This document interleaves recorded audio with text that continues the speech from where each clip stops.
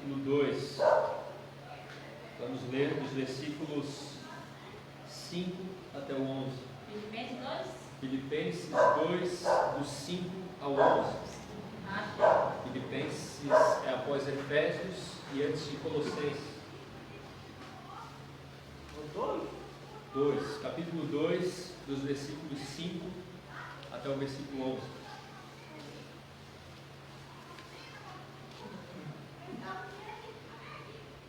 Amém, igreja? Amém. A palavra de Deus diz assim: de sorte que haja em vós o mesmo sentimento que houve também em Cristo Jesus, que sendo em forma de Deus não teve por usurpação ser igual a Deus, mas fez a si mesmo de nenhuma reputação, tomando a forma de servo, fazendo-se semelhante aos homens, e achado na forma de homem, humilhou-se a si mesmo, sendo obediente até a morte e morte de cruz. Por isso também Deus o exaltou soberanamente e lhe deu um nome que é sobre todo nome, para que o nome de Jesus se dobre todo o joelho, dos que estão nos céus e na terra e debaixo da terra, e toda a língua confesse que Jesus Cristo é o Senhor, para a glória de Deus Pai. Amém, igreja? Amém. Peço para que todos curvem sua cabeça novamente. Senhor, meu Deus, meu Pai, estamos aqui na Tua presença, te pedindo nesse momento que o Senhor venha abrir os nossos ouvidos, abrir os nossos olhos, abrir a nossa mente. Que o Senhor não permita que nenhum pecado venha ter influência sobre o nosso aprendizado da Tua palavra, mas que o Senhor fale por meio da Tua Sagrada Escritura aos nossos ouvidos, que nós venhamos compreender qual é a Tua vontade para nós nessa noite, que nós venhamos entender o que o texto tem para nos dizer, quais são as verdades espirituais aqui contidas, quais são as implicações que devemos tirar para as nossas vidas, e que de fato o que nós devemos ser moldados ao caráter de Cristo, de que forma. Utilize esse texto e que nós venhamos ser encorajados, exortados, admoestados, corrigidos por Ti, a sermos crentes de fato, entendendo e compreendendo qual é a Tua vontade para as nossas vidas. Em nome de Jesus. Amém. Então, amados, como todos sabem, nesse mês de dezembro estamos comemorando o Nascimento de Jesus Cristo. nascimento de Jesus Cristo, Natal. Em todos os cultos desse mês, quer nos cultos de quarta-feira de oração, quer nos cultos de domingo, quer na escola bíblica, todos os cultos nós trabalhamos sobre o Natal, e hoje não vai ser diferente. Durante esses cultos, ao decorrer desse mês, a gente aprendeu sobre o significado do Natal, a gente aprendeu algumas lições do Natal para os nossos dias, nós meditamos em alguns textos sobre o Natal, nós aprendemos algumas curiosidades sobre o Natal, e hoje, sendo quarta-feira, nós vamos trabalhar sobre o Natal de forma um pouco mais devocional, até mesmo por causa do tempo, né? E hoje eu quero trabalhar de forma devocional um assunto que foi muito bem trabalhado pelo nosso professor e presbítero Albano, sobre a pré-existência de Jesus Cristo. Vamos trabalhar, além da pré-existência, vamos trabalhar um pouco também sobre o esvaziamento de Cristo. Vamos também pensar um pouco sobre algumas implicações, alguns deveres que nós devemos tomar ao pensarmos no Natal, e também vamos entender qual é o sentimento natalino, o sentimento que está por detrás do nascimento de Cristo. Amém, amados? Amém. O versículo 5 começa dizendo assim: de sorte que haja em vós o mesmo sentimento que houve também em Cristo Jesus. Que sentimento é esse? Que sentimento é esse que Paulo encoraja os filipenses a ter? Que sentimento é esse que havia em Cristo Jesus? Nós vamos ler aqui dos versículos 1 a 4 para que a gente entenda quais são esses sentimentos. Portanto, se há algum conforto em Cristo, se há alguma consolação de amor, se há alguma comunhão do Espírito, se há alguns entranháveis afetos e compaixões, completai o meu gozo, para que sintais o mesmo, tendo o mesmo amor, o mesmo ânimo, sentindo uma mesma coisa. Nada façais por contenda ou por vanglória, mas por humildade. Cada um considere os outros superiores a si mesmo. Não atende cada um para o que é propriamente seu, mas cada qual também para o que é dos outros. Que sentimento é esse que há em Cristo Jesus e que Paulo encoraja a igreja de Filipe a seguir esse sentimento? O sentimento de afeto, o sentimento de ânimo, o sentimento de compaixão, o sentimento de amor, todos os sentimentos que estão descritos ali acima. Sentimento de afeto, ânimo, compaixão, amor. Paulo aponta para esses sentimentos, aponta para que os filipenses, aconselhando os filipenses a serem cheios desse sentimento, encoraja os filipenses a se encherem desse sentimento, que são esses mesmos sentimentos que estavam no coração de Cristo. Mas, amados, por que motivo Paulo se preocupava com o sentimento dos filipenses? Vocês têm alguma ideia? Por que motivo Paulo agora ele resolve se preocupar com aquilo que está dentro do coração dos membros da igreja de Filipe? Por que, amados? Porque biblicamente todo sentimento real é evidenciado por uma atitude. Porque se os filipenses estivessem repletos, cheios, saturados do sentimento que havia em Cristo Jesus, que era o amor, que era o afeto, que era a compaixão, assim também eles distribuiriam, eles agiriam com esse mesmo amor para com Deus e para com o seu próximo da igreja de Filipe. E por esse motivo Paulo os aconselha a estarem cheios desse mesmo sentimento que havia em Cristo Jesus. Mas o importante de nós enfatizarmos aqui é que todo sentimento real, ele é acompanhado por uma ação, como muitas vezes é lembrado pelo pastor Maia. Se realmente nós odiamos algo, se de fato nosso coração odeia algo, nós evidenciaremos esse ódio nos afastando desse algo que nós odiamos. Se nós odiamos alguma coisa, vai ser evidente, nós provaremos esse ódio nos afastando disso que nós odiamos. Assim também é para com o amor. Se eu verdadeiramente amo algo ou amo alguém, eu tenho uma das evidências, a prova do meu amor vai ser zelar, vai ser cuidar, vai ser me aproximar disso que eu amo ou dessa pessoa que eu amo. Amém, amados? Amém. Biblicamente, todo sentimento real é acompanhado de uma atitude. Biblicamente, amados, todo sentimento real pode ser provado. Se um sentimento não pode ser provado, ele não é verdadeiro. Se um afeto sem prova, ele não é afeto. Uma compaixão sem prova, ela não é compaixão. Assim também um amor que não é provado, ele não é um verdadeiro amor. Eu posso dizer várias vezes para minha esposa, durante o dia, que eu amo a ela, e isso é verdade. Mas como eu provaria esse amor? Amando a minha esposa como Cristo amou a igreja. Fazendo o quê? Provando, dando a minha vida para ela. É um amor que é provado. Todo sentimento bíblico, ele pode ser provado.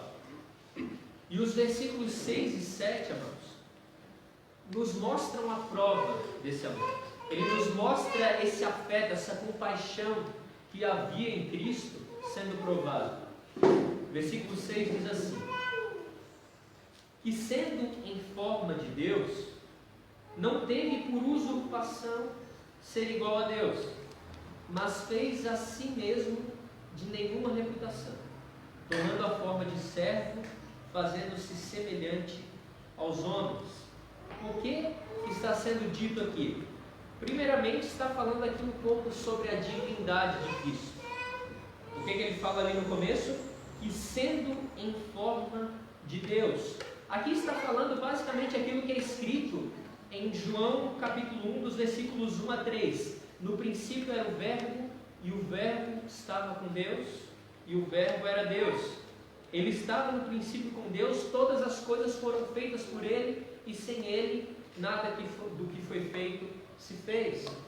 De forma implícita, no versículo 6, ali, está mostrando essa divindade de Cristo, esse que tinha forma de Deus. Está dizendo basicamente aquilo que diz em Colossenses capítulo 1, dos versículos 15 a 17, o qual é a imagem do Deus invisível, o primogênito de toda a criação, porque nele foram criadas todas as coisas que há nos céus e na terra, visíveis e invisíveis, sejam tronos, sejam dominações, sejam principados, sejam potestades.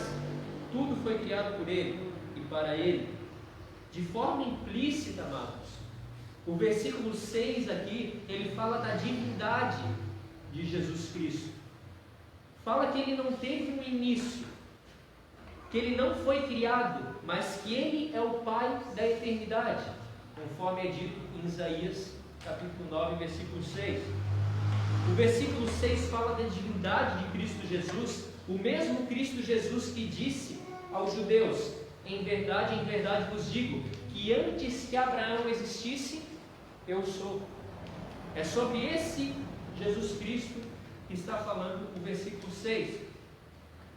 Que sendo em forma de Deus, não teve por usurpação ser igual a Deus. Ele é o próprio Deus, mas ele não julgou por usurpação ser igual a Deus. O que é julgar por usurpação ser igual a Deus? Quando Paulo diz que Jesus não teve por usurpação ser igual a Deus, está dizendo que o fato de Jesus ser Deus e o fato dele reconhecer a sua divindade não impediu para que ele viesse resolver o problema. O fato de Jesus ser Deus e o fato dele reconhecer a sua autoridade, a sua divindade, não impediu que ele viesse provar o seu amor para com o ser humano. Isso não impediu que o soberano Deus, o Deus Altíssimo, escolhesse ser o Deus Emanuel e habitasse entre nós. Amém, amados? Jesus, sendo o próprio Deus, provou o seu amor, fazendo a si mesmo de nenhuma reputação, diz o versículo 7. Alguém aí tem a versão Almeida, revista e atualizada? O versículo 7, pode ler para a gente, por favor? Almeida, revista e atualizada.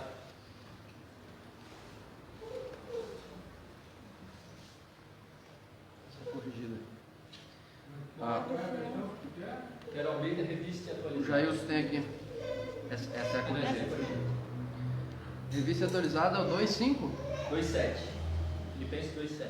Antes a si mesmo se esvaziou, assumindo a forma de servo, tornando-se em semelhança de homem e reconhecido em figura humana. Aqui na versão Almeida corrigida e fiel fala que ele provou o seu amor fazendo a si mesmo de nenhuma reputação. Eu gosto muito, eu não gosto muito da tradução Almeida Revista Atualizada em si, mas esse versículo ela parece traduzir melhor. Ele se esvaziou. Ele provou o seu amor fazendo o quê? Se esvaziando. Aqui o verbo que é usado é o verbo grego kenosis. Jesus abriu mão da igualdade que ele tem com Deus. Ele abriu mão da forma de Deus e tomou a forma de homem. O Natal, o nascimento de Cristo Jesus, é o cumprimento de sua kenosis. O Natal é o cumprimento do esvaziamento de Cristo. Isso é o Natal. O Natal prova o amor de Deus para conosco. O Natal, ele é a prova. Se a prova do amor é a kenosis, é o esvaziamento, e se o nascimento de Cristo é a prova desse esvaziamento, logo, o Natal, ele é a prova de amor de Cristo para conosco. Quando nós observamos o nascimento de qualquer outro ser humano que pisou aqui nessa terra, Possam imaginar qualquer um. Seja aquele com a lei moral mais elevada, aquele que cumpre todas as coisas e é de fato uma pessoa que ninguém pode apontar o dedo porque ele é moralmente santo, aparentemente santo. Seja qualquer outro, essa pessoa não participou do nascimento como kenosis, assim como Cristo. Todos esses nasceram de forma natural. Quer Maria, quer Ellen G. White, quer até, peço perdão a Maria por colocar ela nessa mesma lista, quer Maria, quer Ellen G. White, quer Joseph Smith, quer o Papa, quer seja quem for, quer Allan Kardec, todos eles nasceram de forma natural. Todos eles necessitaram de uma mãe e de um pai. Nenhum deles nasceu um nascimento virginal. Todos eles vieram do pó e foram criados pelo próprio Deus. Cristo não. Cristo, ele fez o trajeto oposto. O homem veio do pó. Cristo veio de cima e se esvaziou da sua glória. É totalmente diferente. Muitas vezes nós temos que parar para pensar no Natal e abandonar um pouquinho esse conceito simplista de nascimento. Muitas vezes nós olhamos para o nosso nascimento e limitamos o nascimento de Cristo ao nascimento da raça humana. Muitas vezes nós olhamos para a raça humana e pensamos assim, tal pessoa muito importante nasceu, assim também Cristo nasceu há 2024 anos atrás. Não, totalmente diferente. Totalmente diferente.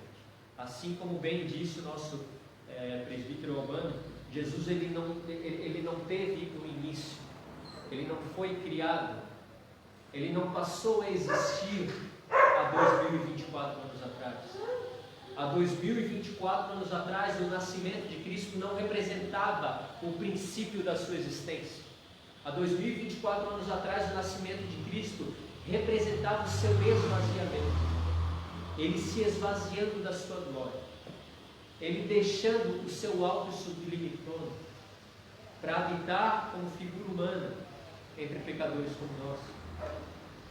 Esse é o nascimento de Cristo. Essa é a prova de amor. Cristo Jesus não teve o seu nascimento como qualquer outro. Cristo Jesus, há 2024 anos atrás, ele cumpriu a sua quinosis. Tem uma frase de Agostinho de Hipona, eu quero até ler para vocês,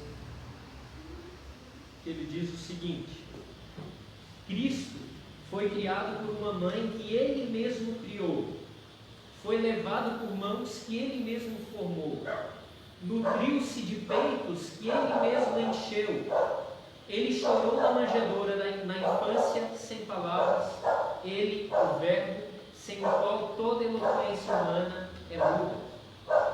Cristo, ele criou a mãe que criou ele. Ele encheu os peitos que amamentaram a ele. Por isso que ele é incomparável quando nós pensamos em relação a qualquer outro nascimento. Por isso que o Natal, o nascimento de Cristo, esse sim deve ser celebrado. Esse deve ser comemorado. E é muito interessante, amados, nós percebemos como muitas seitas por aí acabam ocultando essa verdade. Nós vemos aí os testemunhas de Jeová, por exemplo, os mormons, por exemplo, um Jesus criado, um Jesus que não teve a sua quinosis se esvaziando da sua glória, mas um Jesus que iniciou no seu próprio nascimento. Não é esse o Jesus bíblico. E se nós queremos de fato adorar ao Cristo bíblico e reconhecer a Ele, que nós olhemos para 2024 anos atrás e percebamos que ali não é nada mais, nada menos que o esvaziamento do Deus Altíssimo e a encarnação dele em forma humana. Cristo, ele vem muito antes de tudo. Ele é o Pai da eternidade. Ele não foi criado, assim como muitas heresias dizem que Cristo, ele foi criado pelo Pai. Cristo, ele não foi criado pelo Pai. Ele é eternamente gerado pelo Pai. É totalmente diferente. E que nós não venhamos dar ouvidos a essas heresias. Porque heresias como essa nos fazem diminuir o verdadeiro valor do Natal. O Natal do nascimento do Cristo já existente. O Natal do nascimento do Cristo que ordenou a Moisés a falar com o faraó. O nascimento do Deus, o nascimento do Cristo que estava com Deus criando todas as coisas. O nascimento do Cristo que já era o Altíssimo junto com a Trindade nos céus e comandava todo o universo, mas que se esvaziou de sua glória e tomou forma humana. E para que a gente não venha pensar, amados, que a prova do amor de Cristo para por aí, nós vamos ler dos versículos 8 ao 11, amém? A palavra de Deus diz assim: e achado na forma de homem, humilhou-se a si mesmo, sendo obediente até a morte, e morte de cruz. Por isso também Deus o exaltou soberanamente, e lhe deu um nome que é sobre todo nome, para que ao nome de Jesus se dobre todo o joelho, dos que estão nos céus e na terra e debaixo da terra, e toda a língua confesse que Jesus. Lá em Romanos, capítulo 5, versículo 8, que diz assim: mas Deus prova o seu amor para conosco, em que Cristo morreu por nós, sendo nós ainda pecadores. Cristo começa provando o seu amor para conosco, se esvaziando da sua glória. Ele continua provando o seu amor, tomando forma humana. Ele continua provando o seu amor, se humilhando nessa forma humana. Ele continua provando o seu amor, sofrendo, e sofrendo até a morte de cruz, da cruz do Calvário. E ele continuará provando o seu amor até a consumação dos séculos, até o dia que ele virá e buscará a sua igreja em glória. O amor de Deus provado no Natal, ele foi provado. E quando nós olhamos para o Natal, nós vemos que Cristo já provou o seu amor e continua provando. Só que Paulo diz que nós venhamos ter o mesmo sentimento que havia em Cristo Jesus. Se o sentimento que havia em Cristo Jesus era um amor que poderia ser provado, o nosso não pode. Se o sentimento que havia em Cristo foi provado e continua sendo, o nosso deve ser. Se eu olho para o Natal e vejo que o amor de Cristo já foi provado em seu nascimento, em seu esvaziamento, em sua humilhação, em sua morte, em sua ressurreição, eu sei também que eu ainda devo provar o meu amor para com Ele. E como, amados? Como nós podemos aplicar isso em nossas vidas? Como nós podemos celebrar o Natal e saber que nós podemos sim provar esse nosso amor para com Ele? Como nós provamos esse amor que é o mesmo sentimento que nós devemos ter, é o mesmo sentimento que havia em Cristo Jesus? Eu diria, amados, que de 3 formas nós podemos provar esse amor. Primeiro, não amando ao mundo e as coisas que existem no mundo. Isso é escrito em 1 João, capítulo 2, versículo 15. Vou ler rapidamente aqui. 1 João 2,15 diz assim: não ameis o mundo, nem o que no mundo há. Se alguém ama o mundo, o amor do Pai não está nele. O nosso amor, ele é descartado. O amor para com Deus nosso, existe uma evidência que mostra que nós não amamos a Deus se nós estamos amando as coisas do mundo e as coisas que existem no mundo. Assim, Deus prova o nosso amor, vendo se nós amamos as coisas do mundo. Segunda forma que nós podemos provar o nosso amor, e segunda forma também que Deus prova o nosso amor para com Ele, qual seria? Guardando os mandamentos do Senhor.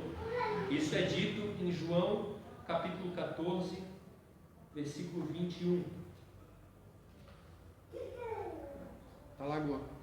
A palavra de Deus diz assim: aquele que tem os meus mandamentos e os guarda, esse é o que me ama. E aquele que me ama será amado de meu Pai, e eu o amarei e me manifestarei a ele. Quem que ama a Cristo, senão aquele que guarda os seus mandamentos? Vamos celebrar o Natal, amados. Vamos recordar e vamos entender, vamos reconhecer que Cristo prova o seu amor para conosco. Mas que isso venha nos mostrar a responsabilidade que temos de provar o nosso amor para conosco. Se nós amamos a Ele, nós guardamos os mandamentos. Se nós amamos a Ele, nós seguimos os seus caminhos. Se nós amamos a Ele, nós odiamos as coisas do mundo e nos afastamos dessas coisas. Não que isso venha nos trazer salvação, mas que isso é uma evidência de que nós somos salvos. Se nós somos salvos de fato, nós amamos a Deus sobre todas as coisas e amamos ao nosso próximo como a nós mesmos. E esse amor ele é provado odiando as coisas que há no mundo e amando e guardando os mandamentos de Deus. Qual seria a terceira forma de nós provarmos o nosso amor para com Deus? A kenoses. Se Cristo provou o seu amor para conosco se esvaziando, assim também sejamos nós. Que venhamos provar o nosso amor para com Deus nos esvaziando de nós mesmos. Se o sentimento que habitava em Cristo fez com que ele se esvaziasse de sua glória, e se esse mesmo sentimento deve habitar dentro do meu coração, que esse sentimento ele também irá me esvaziar. Ele também fará com que eu me esvazie. Kenoses. Essa palavra foi muito bem trabalhada pelo irmão Carlos também no dia que ele pregou aqui, e ele mostra que é uma palavra de aplicação dupla. Deus aplicou essa palavra. Deus aplicou essa palavra no seu nascimento, no seu esvaziamento, na sua humilhação, na sua glória. Nós devemos aplicar essa palavra em nossas vidas, nos esvaziando de todos os pecados, fugindo dos prazeres desse mundo. Como diria em Lucas 9:23, aquele que quiser vir após mim, negue-se a si mesmo. Negue-se a quem? Gustavo deve negar o Jailson, Gustavo deve negar o Albano deve negar a Clara. Não. Kenoses, esvaziamento próprio. Eu devo me esvaziar do meu pecado. Eu devo me esvaziar da minha soberba. Eu devo me esvaziar da minha fornicação, do roubo, da idolatria, de adultério. Eu devo me esvaziar da vontade da minha própria carne. Negue-se a si mesmo. O nosso amor para com Deus pode ser provado dessas três formas, talvez até mais. Separei 3. Que nós nessa noite venhamos refletir, nós venhamos de fato parar para pensar: será que eu sou crente? Será que eu tenho motivos para celebrar o amor de Cristo, se nem sequer eu amo a Ele? Será que eu tenho motivos para celebrar o Natal daquele que me condenará no futuro? Será que eu não devo, de fato, provar o meu amor a Deus sobre todas as coisas e ao próximo como a mim mesmo? Que nós venhamos colocar o nosso amor em teste. Que nós venhamos colocar o nosso amor em prova. A Bíblia está aqui para isso. A palavra de Deus está aqui disposta a cada um de nós para isso. Para que nós venhamos olhar para ela como sendo um espelho. Para que nós venhamos de fato olhar para ela e ver se nós amamos aqui. E ver se nós provamos esse amor. Amém, amados? Amém. Amém. Esse foi o devocional de hoje sobre o Natal. Que nós venhamos de fato compreender o Natal bíblico, reconhecer a pré-existência de Deus. Ele veio muito antes do seu nascimento original. Na verdade, ele nem veio, ele já estava. A palavra de Deus fala, quando vai falar sobre a criação de Deus, fala sobre o ex nihilo, um termo grego que fala do nada. Do nada as coisas foram criadas. Não tinha uma partícula para o Big Bang, nada disso. Do nada, ex nihilo. E antes de qualquer coisa existir, já quando esse nada era o que existia, Cristo já estava lá. E que ao percebermos o nascimento desse Cristo, vendo que o amor dele já foi provado, que nós venhamos reconhecer que nós devemos provar nosso amor para com ele. Amém? Amém. Amém. Peço para que os irmãos curvem a sua cabeça novamente.